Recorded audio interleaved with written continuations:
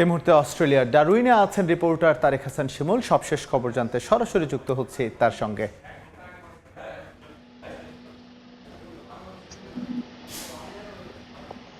23 বছর আগে বাংলাদেশ সবশেষ যে ম্যাচটা অস্ট্রেলিয়াতে খেলেছিল এবং সেই দলের সদস্য হাবিবুল বাশার সুমন তিনি প্রধান নির্বাচক এবং তিনি রয়েছেন দলের সঙ্গে। আজকে অনুশীলনটা যেমনটা দেখছিলাম তিনি নাজমুল হোসেন শান্তর সঙ্গে লম্বা সময় কথা বলছিলেন।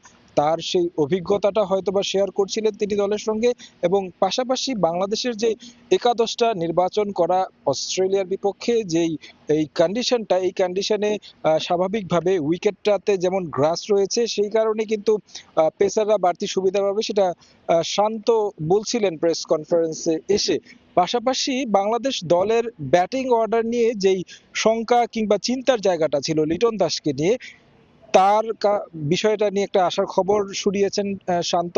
অনুশীলনও দেখেছি আমরা, তিনি ব্যাটিং করেছেন বেশ খানিকটা সময়, দলের সঙ্গে ফিল্ডিং অনুশীলন করেছেন, তারপরে ব্যাটিংটা করেছেন, এবং শান্ত কিন্তু একেবারে জানিয়ে দিয়েছেন পুরোপুরি ফিট আছেন লিটন দাস, এবং তাকে নিঃসন্দেহে একাদশে দেখা যাবে। স্বাভাবিকভাবে বাংলাদেশ দলের টেস্ট ব্যাটিং এর কথা যদি আমরা বিবেচনা করি, সেক্ষেত্রে যে ধারাবাহিক রান পাওয়া কিংবা অ্যাভারেজটা যাদের ভালো, তার মাঝে লিটন দাস নিঃসন্দেহে সবার আগে থাকবেন। মুশফিকুর রহিমের কথা বলতে হয়, তার ক্যারিয়ারও লম্বা, প্রায় 21 বছরের ক্যারিয়ারে তিনি প্রথমবার এখানে টেস্ট খেলার সুযোগ পেয়েছেন, অস্ট্রেলিয়ার মাটিতে টেস্ট খেলার সুযোগ পেয়েছেন। তিনিও একটা মাইল ফলকের সামনে আছেন, তিনিও চাইবেন ব্যাট হাতে ভালো কিছু উপহার দিতে। তবে শান্ত যেই বিষয়টি নিয়ে বেশি গুরুত্ব দিয়েছেন যে আসলে এখানে পেস বোলাররা অনেক বেশি সুবিধা পাবে। প্রথম দিনের প্রথম সেশন কিংবা দ্বিতীয় সেশনটা যদি আসলে ভালোভাবে বাংলাদেশ কাটাতে পারে, যদি ব্যাটিং এ যায় অথবা বোলিং এ গেলে তাসকিন, এবাদত এবং কি হাসান, এই তিনটা পেসারকেই হয়তোবা বাংলাদেশ খেলাবে।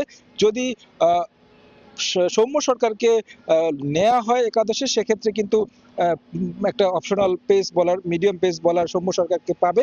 যদিও সৌম্য সরকার লম্বা সময় পর তিনি কিন্তু টেস্ট দলে ফিরেছেন। এখন পর্যন্ত আসলে যেটা বোঝা যাচ্ছে যে সৌম্য, আমরা আজকে অনুশীলনেও দেখেছি বেশ খানিকটা সময় ব্যাটিং করেছেন, সাদমানের সঙ্গে হয়তোবা তাকে দেখা যেতেও পারে।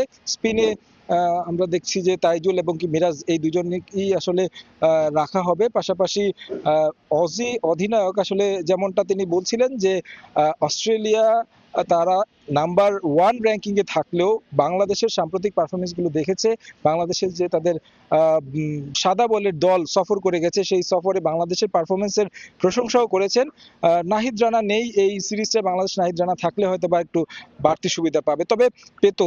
সেই ক্ষেত্রে আসলে তাকে নিয়ে আক্ষেপ করেছেন শান্ত। তবে ভালো একটা শুরু চান এই ডারউইনে।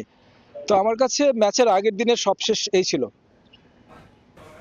ডারউইন থেকে আমাদের সঙ্গে যুক্ত হয়েছিলেন তারেক হাসান শিমুল, জানাচ্ছিলেন কাল যে বাংলাদেশ অস্ট্রেলিয়ার বিপক্ষে মাঠে নামছে সেই টেস্টের আগে সবশেষ তথ্য।